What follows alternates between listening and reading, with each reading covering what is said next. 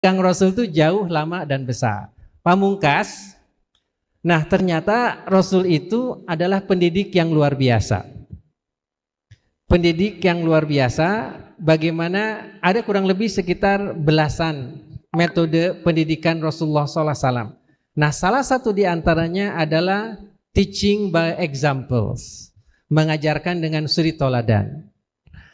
Dan Rasulullah SAW mengajarkan dengan praktek. Misalnya, sallu kama ra'aitumuni usolli, salatlah kamu seperti aku salat. Jadi jikalau Rasul, saya ingin mencontohkan ya, Bapak Ibu, Rasulullah SAW ini sangat luar biasa dalam berkomunikasi dengan satu sama lain. Saya ingin meminta guru kita Abah untuk berdiri. Boleh diizinkan berdiri ya? Boleh Abah berdiri? Nah, jadi kalau Rasul salaman itu, alhamdulillah, Masya Allah salamannya itu hangat, seperti Abah menyelami saya, Masya Allah. Nah, kemudian seperti Abah lakukan, kalau berjumpa itu dipeluk. Alhamdulillah saya beruntung dipeluk. Tapi pria dengan pria, wanita dengan wanita. Nah, yang berikutnya, kalau berjumpa dilihat matanya, dilihat wajahnya. Jadi kalau ditanya, misalnya Abah panggil saya Pak Antonio gitu. Ustaz Antonio, sehat. Oke. Saya jawabnya gini, ya Abah apa kabar? Nah, itu enggak sunnah itu. Jadi kalau sunnah itu dipanggil Pak Antonio. ya Abah apa kabar? Mudah-mudahan sehat dan segera jadi presiden. Misalnya gitu, kalau ditanya seperti itu. Contohnya, kemudian dipanggil lagi Pak Antonio gitu. Pak Antonio. Nah, saya boleh menoleh dengan leher saja, ya Abah, atau saya menoleh dengan badan seluruhnya.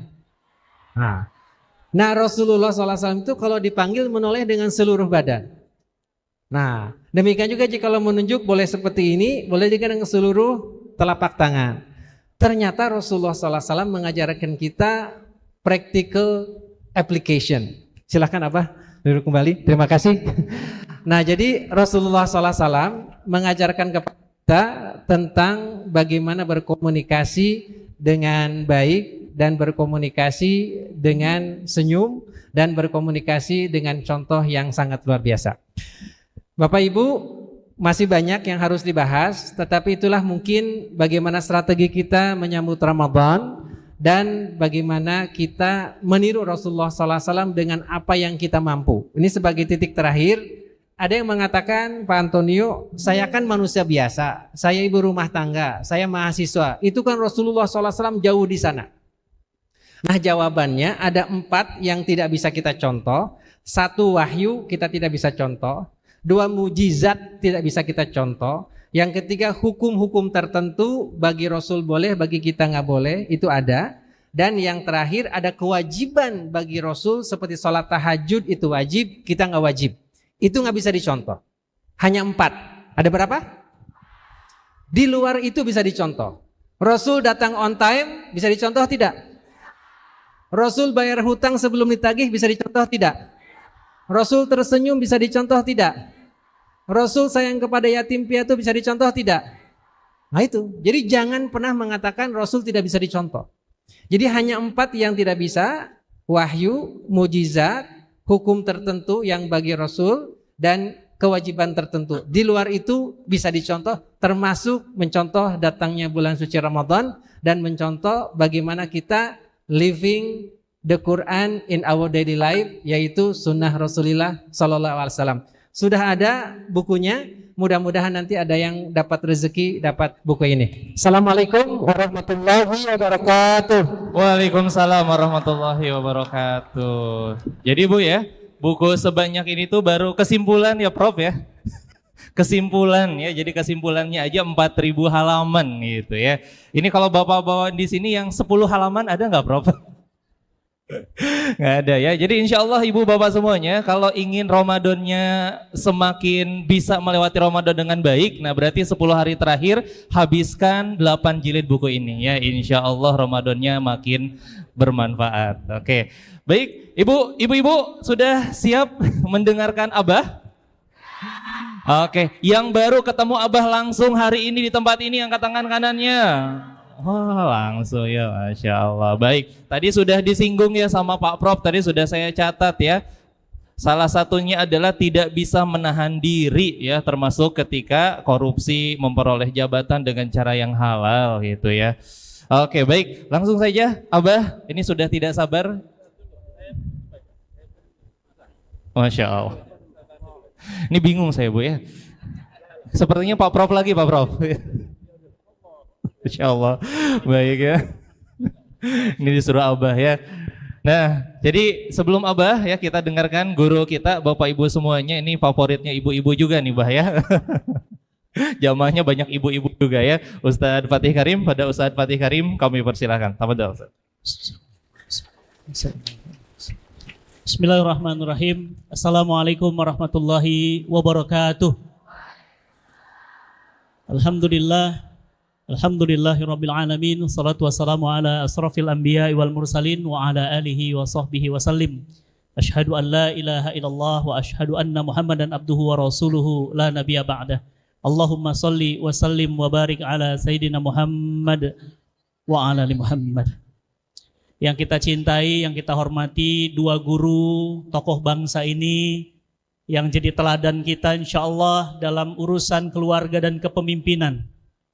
Yang pertama guru saya yang saya cintai dan alhamdulillah selalu membersamai perjuangan dakwah, Profesor Dr. Haji Safi Antonio. Beliau ini guru saya, sudah lama sangat mengaguminya. Saya berdoa, bermohon pada Allah ketemu beliau. Alhamdulillah ketemu lagi haji. Awalnya beliau hanya punya waktu hanya 1 jam, tapi ternyata obrolan kita di Mekah Al-Mukarramah itu 3 jam. Dan semua yang diobrolkan di Mekah itu semua dieksekusi dengan lancar, alhamdulillah. Yang kita sayangi, yang kita rindukan dan kita sebut dalam doa kita, guru kita yang perjuangannya luar biasa menginspirasi kita. Bagaimana kesabaran beliau, bagaimana ketekunan beliau membangun negeri ini menuju kebaikan. Beliau mudah-mudahan senantiasa Allah jaga langkah kakinya dalam kebaikan. Kita semuanya anaknya Abah, betul nggak? Tuh. Mudah-mudahan Abah Hanis senantiasa dalam lindungan Allah. Saya baru mendarat tadi malam dari Melbourne. Di Australia heboh, ramai beredar di sosial media, ramai beredar di grup-grup keluarga besar Muslim Indonesia di Melbourne bahwa Abah datang kemarin ke Melbourne. Saya nungguin, ternyata kata Abah justru saya malah di Jakarta Ustadz. Artinya apa? Orang itu ketemu Abah nggak di mana-gimana, semuanya rindu, betul ya? Di Jepang kami sedang membangun masjid, alhamdulillah terima kasih Abah mendapatkan dukungan dari beliau. Beliau buat video, buat masjid Indonesia pertama di Yokohama. Beliau buat dukungan, Masya Allah luar biasa, berbondong-bondong orang kemudian ikut berwakaf untuk membangun masjid itu. Bapak Ibu yang dirahmati Allah, tadi guru kita Prof. Safi'i sudah menjelaskan kepada kita bagaimana sosok baginda Nabi Sallallahu Alaihi Wasallam mulia, hebat, keren, karena beliau punya mukjizat Al-Quran. Mudah-mudahan kita hari ini sadar. Kemarin Abah izin Prof dapat data dari DMI, Dewan Masjid Republik Indonesia, tahun 2021. 72% umat Islam Indonesia nggak bisa baca Quran. Jumlah itu besar apa kecil? Jadi kenapa Allah memuliakan Muhammad sallallahu alaihi wasallam? Karena diturunkan Al-Quran kepadanya, maka Nabi kita menjadi Nabi termulia. Kenapa bulan Ramadan yang tadi dijelaskan oleh Prof kita, kenapa menjadi bulan yang paling mulia di antara semua bulan, bahkan dimention di dalam Al-Quran, karena bulan itu diturunkan Al-Quran. Kenapa malamnya menjadi malam termulia? Karena malam itu Lailatul Qadar khair min alfi sahar, lebih mulia daripada 1000 bulan, karena malam itu diturunkan Quran. Indonesia mau mulia nggak? Atau mau hina? Atau mau ancur-ancuran? Indonesia mau mulia. Kenapa? Muslim terbesar di dunia ada di sini. Andai Nabi kita Muhammad SAW sekarang ada, ngelihat Indonesia, ngelihat jumlahnya, senyum atau sedih? Senyum. Kenapa senyum? Yang paling banyak bersalawat kepada Nabi, Indonesia. Yang paling banyak jamaah haji, Indonesia. Yang paling banyak berangkat umroh, Indonesia. Yang paling banyak punya masjid, Indonesia. Paling tinggi korupsinya, saya nggak bilang ya. Berarti kalau Nabi tak kira Nabi sedih atau senang? Sedih. Kenapa banyak bersalawat kepadanya, tapi juga paling tinggi pengingkarannya? Karena tidak mau hidup bersama Quran. Maka teman-teman, Bapak Ibu yang dirahmati Allah, Quran itu sumber kemuliaan. Quran itu sumber kehinaan. Maka kalau mau mulia, dekat-dekat sama Quran. Kalau mau hina, jauh-jauh sama Quran. Perhatikan, ini Quran. Nabi sampai ngomong begini, Pak. Jika Al-Quran kalian letakkan di hadapan kalian, maka Al-Quran akan menjadi penuntun kalian ke surganya Allah. Tapi jika kalian menjadikan Quran di belakang kalian menjadi makmum, maka Quran akan mendorong kalian ke neraka jahanam. Punten, izin, tolong jawab jujur. Indonesia hari ini Quran jadi imam atau Quran jadi makmum? Quran jadi imam atau Quran jadi makmum? Makmum. Karena jadi makmum apa akibatnya? Maka Al-Quran mendorong kalian kepada kehancuran. Lihat hari ini. Ada pimpinan pondok pesantren melakukan pelecehan seksual. Quran makmum atau imam? Pinjol, total transaksinya 3.000 triliun, maaf 300 triliun. Makmum atau imam? Lihat, korupsi makin diberantas makin jadi. Berarti Indonesia jadikan imam atau makmum itu Al-Quran.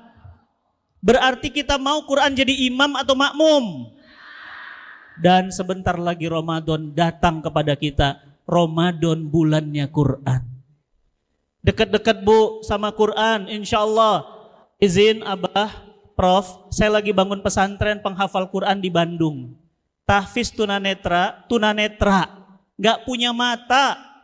1, 2, 3, tutup matanya semua. Yuk, tutup matanya. Oke, ambil handphonenya dalam keadaan tutup mata, buka Quran surat Al-Baqarah ayat 211. Buka. Bisa? Bisa? Kenapa nggak bisa? Nggak bisa melihat. Mereka hafal Quran 30 juz, 114 surah, nggak bisa melihat. Bapak Ibu, di tangan Bapak Ibu sudah ada formnya. Ikut nanti Ramadan. Saya ikut wakaf Ustadz, pembangunan pesantren tahfiz tunanetra. Alhamdulillah lagi dibangun. Dan itu adalah pesantren pertama di Indonesia tahfiz tunanetra. Belum pernah ada. Jadi negeri ini belum pernah memperhatikan tunanetra. Padahal Nabi pernah ditegur gara-gara mengabaikan tunanetra. Jangan main-main dengan tunanetra.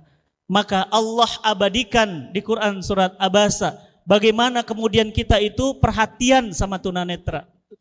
Bapak Ibu, saya baru tahu kemarin ngobrol berdua sama Prof di ruangan. Beliau sedang membangun pesantren tahfiz gede banget di Hambalang.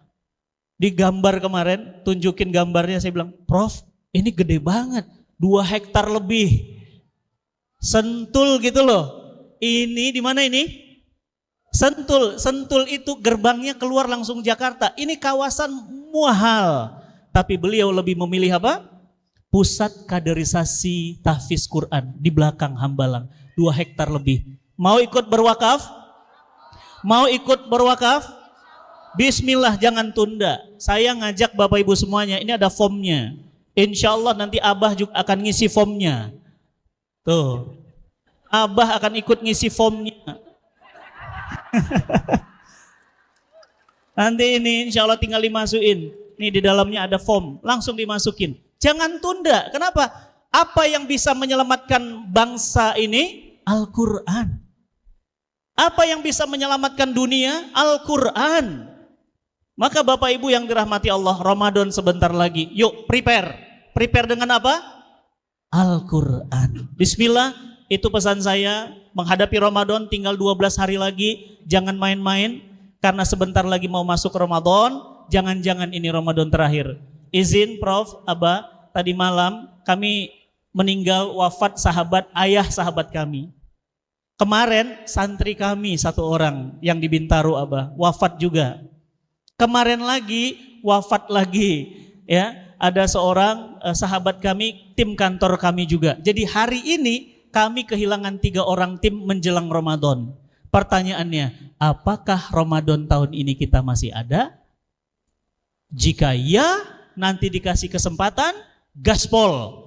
Jangan kasih lengah, jangan kasih tunda. Maksimalkan ibadah Ramadan tahun ini. Bapak Ibu yang dirahmati Allah, saya yakin kita rindu banget dengan bulan Ramadan. Oleh karena itu kita persiapkan dengan baik. Kita akan dapat nasihat, inspirasi dari Abah kita. Mudah-mudahan Allah Subhanahu wa taala melimpahkan keberkahan, langkah dan kebaikan untuk kita semuanya. Jangan main-main dengan Al-Quran. Al-Quran imam atau makmum? Al-Quran imam atau makmum? Imam. Kalau Al-Quran jadi imam, berarti apapun kata Quran, sami'na wa ata'na. Bismillah. Barakallahu lana walakum. Assalamualaikum warahmatullahi wabarakatuh. Waalaikumsalam warahmatullahi wabarakatuh. Masya Allah. Tahlil. Astagfirullah. Tahlil Bu, tahlil. Ini cuma di Alhamdulillah. Alhamdulillahilladzi arsala rasulahu bil huda wa dinil haq liyudhhirahu ala dini kullihi wa kafa billahi syahida. Asyhadu an la ilaha illallah wa asyhadu anna Muhammadan abduhu wa rasuluh. Allahumma shalli wa sallim wa barik ala sayyidina Muhammad wa ala alihi wa ashabihi ajmain. Raditu billahi rabba wa bil islami dina wa bil Muhammadin nabiyya wa rasulah. Rabbi zidni ilman warzuqni fahmah. Amin. Amma ba'du. Yang kita semua hormati, yang kita semua cintai, guru kita, pembimbing kita, yang membuat kita semua bisa berada di tempat ini, Profesor Dr. Ustadz Safi Antonio, semoga beliau selalu diberikan kesehatan, dimudahkan dalam seluruh kegiatan dakwahnya, dan terus menjadi pengalir ilmu nan jernih untuk kita semua. Ustadz Fatih Karim yang perjuangannya melampaui batas-batas teritorial bahasa Indonesia, yang menjangkau berbagai wilayah dunia melakukan kegiatan dakwah yang dampaknya insya Allah lintas waktu, lintas generasi. Semoga beliau diberikan kemudahan, diringankan dalam semua urusannya, dan insya Allah semua titik-titik jariahnya menjadi pengirim pahala tanpa henti untuknya. Para hadirin semua yang kami muliakan, wabil khusus Ummu Arifin Ilham, Ibu Nur Hayati, Mama Nur Hayati yang saya hormati. Semoga Ibu terus sehat. Dan terima kasih sudah menyempatkan hadir, senang sekali jumpa Ibu di sini. Ustadz MC nih, Ustadz Abdullah Romli, terima kasih sudah jadi pengantar, dan semua saja yang hadir di sini. Saya senang sekali, masuk ruangan ini beda rasanya. Biasanya masuk masjid penuh keteduhan, ini teduh dan penuh semangat di tempat ini. Insya Allah semangat kita ini menggambarkan semangat menyongsong Ramadan besok.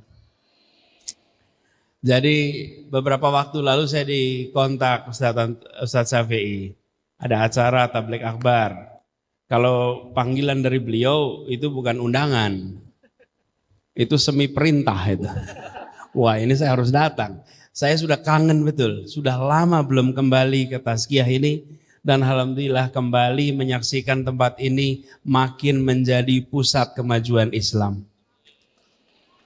Insya Allah berkah bagi semuanya. Ini ibu-ibu yang di sini, bapak-bapak yang datangnya dari luar Bogor, acungkan tangan coba. Ini luar Bogor, Bandung, Yang dari Jakarta ada nggak Jakarta? Ada. Yang dari Bogor, mana dari Bogor? Oh. Bandung, Bogor. Saya juga dari luar Bogor, Bu. Lebak Bulus. Alhamdulillah, bersyukur sekali. Nah, tadi sudah disampaikan oleh Prof. Syafi'i, Ustadz Ramli, banyak sekali yang sudah bisa menjadi hikmah. Saya nerusin dikit aja. Di depan kita ini ada buku, sebuah buku yang ditulis oleh Prof. Syafi'i Antonio. Lebih dari 3.500 halaman. Ini buku yang layak untuk ada di rumah-rumah. Sehingga kita semua bisa mempelajari semua sifat Rasulullah Allahumma shalli wa sallim barik alaih, dan mudah-mudahan nantinya anak-anak kita, keluarga kita bisa mendekati sifatnya. Kita semua paham pentingnya ini, tetapi yang sering menjadi masalah adalah contoh-contoh konkretnya. Tadi saya tanya kepada Prof. Syafi'i, sering kita membahas tentang bagaimana Rasulullah mendidik, bagaimana Rasulullah mendidik keluarganya, mendidik sahabatnya, mendidik semua masyarakatnya di Madinah, di Mekah. Berapa tahun Rasulullah dakwah di Mekah? Berapa tahun?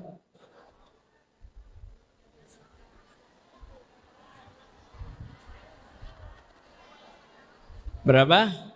13 tahun. Di Madinah berapa? 10 tahun. Khulafaur Rasyidin berapa? 4, ya 4. Berapa tahun? Aduh, ya, 29 dengan Rasulullah jadi 39 itu era Madinah. 13 tahun. Kita mempelajari bagaimana Rasulullah, sirah Nabi, kita pelajari bagaimana mendidik. Yang sering menjadi pertanyaan yang kita harus sama-sama coba eksplor lebih jauh, bagaimana Rasulullah dididik. Dan proses pendidikannya adalah proses pendidikan yang kalau dalam bahasa sekarang penuh penderitaan. Penuh penderitaan. Ayahnya Abdullah wafat ketika kandungan usia berapa?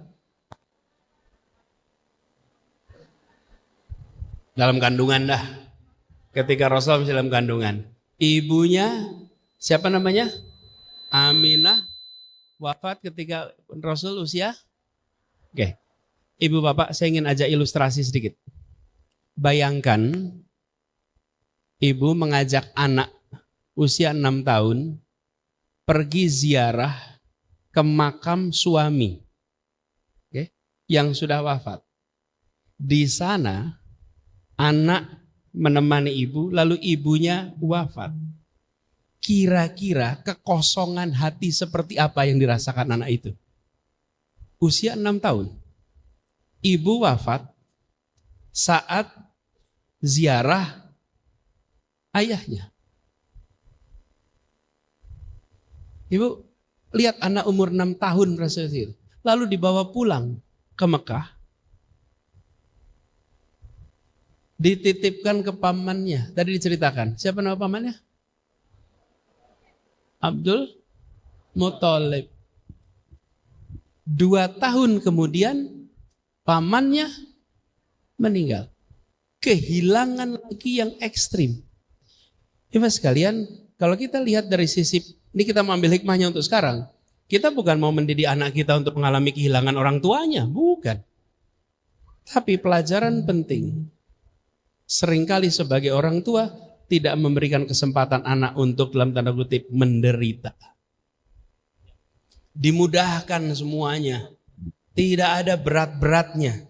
Ini berat-beratnya urusan. Berat-beratnya urusan tempaan yang melampaui batas normalnya anak-anak. Melampaui batas. Karena itu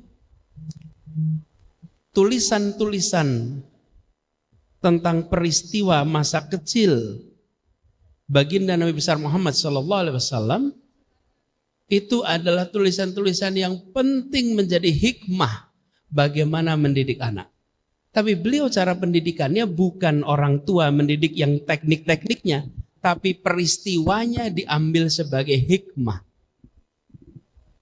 Peristiwanya diambil sebagai hikmah, apa sesungguhnya yang ada di situ? Tempaan. Tempaannya dengan dosis yang melampaui normalnya anak di masa itu. Penduduk bumi masa itu kira-kira 300 juta. Penduduk di Mekah kira-kira pada masa itu sekitar 20-an ribu orang. Madinah kira-kira 10.000 orang. Berapa banyak anak di penduduk itu yang mengalami penderitaan seperti baginda Nabi besar Muhammad SAW? Sedikit. Nah, sekarang sekalian kita sebagai orang tua, ini mau masukkan anak-anak, masukin ke bulan Ramadan. Bulan tempat kita ditempa, betul ya? Ya ayyuhalladzina amanu kutiba alaikumusiyam kama kutiba alal ladzina min qablikum la'allakum tattaqun. Tujuannya untuk apa? Mencapai muttaqin, takwa yang sesungguhnya. Ibu sekalian, dalam proses ini anak-anak kita harus kita mulai biasakan mendapatkan tempaan, kerumitan, tantangan yang membuat seluruh potensi yang ada dalam dirinya itu berkembang.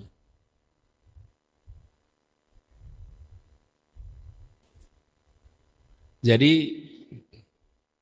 kalau tidak mendapatkan tekanan, maka potensi itu tidak keluar, nah berkembang. Nah seringkali kita mau anak kita tumbuh besar hebat, mencapai derajat yang kita inginkan, jadi anak yang soleh, anak yang solehah, nanti jadi pemimpin yang memiliki sifat seperti Nabi. Tapi proses penempaannya nggak tega. Nggak tega nih. Kita harus berani itu untuk tega. Teganya bukan tega negatif ya. Tega yang positif.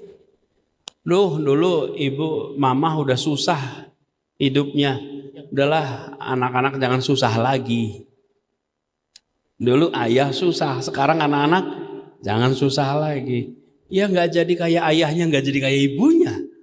Karena ayah ibunya bisa seperti ini karena dulu susah. Tempaan inilah yang membuat menjadi berkembang. Jadi bicara kepemimpinan, saya berharap ini buku ini mudah-mudahan menjadi rujukan. Saya lihat sepintas saja dari sisi sub kontennya, menggambarkan kekayaan informasi yang luar biasa. Kita ambil informasi ini untuk dapat hikmahnya. Nah, kenapa ini penting ambilnya hikmah? Ibu-ibu, bapak, ini kalau disebut manusia, ibu bapak ini manusia abad 20 atau abad 21? Lahirnya kapan? Lahirnya kapan? Lahirnya abad 20. Kita-kita ini orang abad 20, bener nggak? Anak kita kan abad 21. Nah ini Ustadz yang saya sering sampaikan, Prof. Anak kita ini abad 21. Orang tuanya dan gurunya abad 20. Ruang belajarnya abad 19. Ya, coba ibu lihat. Ruang kelas kita itu masih abad 19. Diaturnya semuanya sama. Coba lihat fotonya itu sekarang. Nggak ada berubah. Sementara zaman sudah berubah. Nah kalau kita bisa mengambil esensinya, maka kita bisa melakukan perubahan tanpa kehilangan esensi. Tanpa kehilangan esensi. Nah ini yang menurut hemat kami sekarang ini penting sekali. Ibu bapak waktu zaman SD, SMP, SMA punya HP. Ciri-ciri orang abad 20 tuh. Gak punya HP. Sekarang anak kita punya HP. Nah sekarang Bapak sekalian, kalau kita tidak belajar bagaimana esensi perjuangan dengan kemudahan yang ada sekarang, maka anak-anak kita bisa lepas. Ya, jadi bekalnya, nah mudah-mudahan nanti bulan puasa jadi bulan untuk kita latihan nih. Karena ditargetkan tadi, insya Allah nanti selama bulan puasa khatam Qur'annya. Buku ini juga mudah-mudahan khatam. Karena bacanya tebal juga nih. Gunakan kesempatan selama bulan Ramadan ini untuk benar-benar proses pelatihan. Nah, di dalam proses pendidikan sekalian, sebenarnya yang paling mendasar bukan pengajaran saja. Yang paling mendasar itu pembiasaan. Pembiasaan. Itu yang paling mendasar. Ketika diajarkan berhasil, fase berikutnya dibiasakan. Nah, ini tantangannya. Begitu dibiasakan sukses, maka dia jadi kebiasaan. Ini tantangan paling besar, menggeser dari pengajaran ke pembiasaan. Kita gampang ngajarin, yuk pada bangun subuh pas adzan. Sebagai pengajaran, sebagai pembiasaan. Ya bapak ibunya harus bangun subuh, ajak anaknya subuh. Itu namanya proses pembiasaan. Nah, ini Bapak sekalian, kalau kita lihat apa yang luar biasa dari pemimpin lengkap baginda Rasulullah SAW. Pembiasaannya itu disiplinnya total. Betul nggak Ustaz? Umat itu, jangan bayangkan sekarang ya, umat zaman itu. Satu, dibiasakan jumpa 5 kali sehari di masjid. Terus, bagaimana umat itu tidak kokoh? Di Madinah, Yahudi kira-kira 4.500. Musyrikin kira-kira 4.500, Muslim 1.500. Pada saat Nabi datang, Nabi hijrah, waktu itu kira-kira antara Ansor dan Muhajirin 1.500. Ketika Nabi wafat, Muslim kira-kira 30.000 di situ. Apa yang terjadi? Pembiasaan 5 kali sehari jumpa. Tidak ada kegiatan apapun yang pemimpinnya ketemu dengan rakyatnya 5 kali sehari terus menerus. Oke? Lalu itu sunnah tuh. Kita dianjurkan laki-laki sholat di lihat. Seminggu sekali wajib ketemu. Seminggu sekali. Tiap hari apa? Jumat. Tiap hari Jumat. Bagaimana Madinah itu tidak menjadi madani ketika semua laki-laki seminggu sekali silaturahmi. Seminggu sekali jumpa. Kita bayangkan Madinah. Bapak Ibu, Madinah itu kalau penduduknya waktu itu 10.000, kira-kira kecamatan mana di sini 10.000 itu Bapak Ibu? Ini sama satu kelurahan aja masih banyakkan satu kelurahan di sini. Benar nggak 10.000? Tapi 10.000 itu ketemu terus. Nah, setahun 2 kali semua laki, perempuan, anak-anak dianjurkan datang ke lapangan untuk apa? 2 kali event. Idul Fitri, coba bicara. Kalau kita lihat dari orang kacamata sosiolog, ini pemimpin yang mampu menggerakkan seluruh rakyatnya secara konsisten. Dikerjakan 10 tahun era Nabi, 29 tahun era 4 khalifah. Jadi Bapak sekalian, kalau kita perhatikan, baik belajar sama-sama, bukan hanya peristiwanya, tapi hikmah atas peristiwa. Ini dahsyat. Dan ada yang paling penting, ini terakhir, jangan pernah meninggalkan sahabat perjuangan. Yang membuat menjadi kuat itu sahabat awal.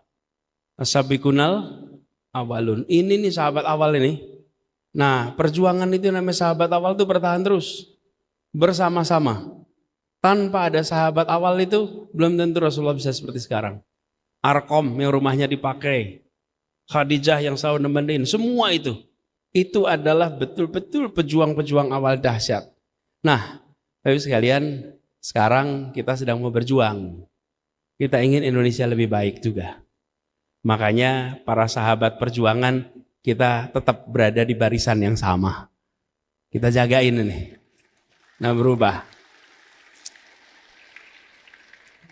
Tadi Ustadz Antin ini udah nyebut tahun-tahun, padahal ini kecamatannya kecamatan apa di sini nih? Itu dia. Nah, Bapak sekalian, kita ambil hikmahnya untuk apa? Di masyarakat kita. Kuncinya Rasulullah melakukan itu di tingkat keluarga, di tingkat masyarakat. Bayangkan kalau ini bisa kerjakan di Indonesia, dahsyat sekali. Semoga ibu-ibu semua, bapak-bapak semua yang hadir di sini akan terus mendapatkan hikmah dari ilmu-ilmu yang diambil di sini. Dan insya Allah majelis-majelis seperti ini makin besar, makin hidup. Dan apa yang didapat di sini dibagikan di rumah. Diceritakan pada suami yang mungkin hari ini sedang bekerja mencari nafkah. Yang suami ceritakan pada istri, pada anak, pada keluarga. Supaya ilmunya mengalir dan diaplikasikan. Insya Allah. Terima kasih semuanya, Ustadz Profesor Antonio, terima kasih Ustadz Ramli, terima kasih. Insya Allah kita bisa sama-sama belajar kemudian. Assalamualaikum warahmatullahi wabarakatuh. Waalaikumsalam warahmatullahi wabarakatuh. Baik ya, saya catat ya tadi pesan Abah yang luar biasa ya. Yang paling mendasar dalam sistem pendidikan itu adalah pembiasaan ya.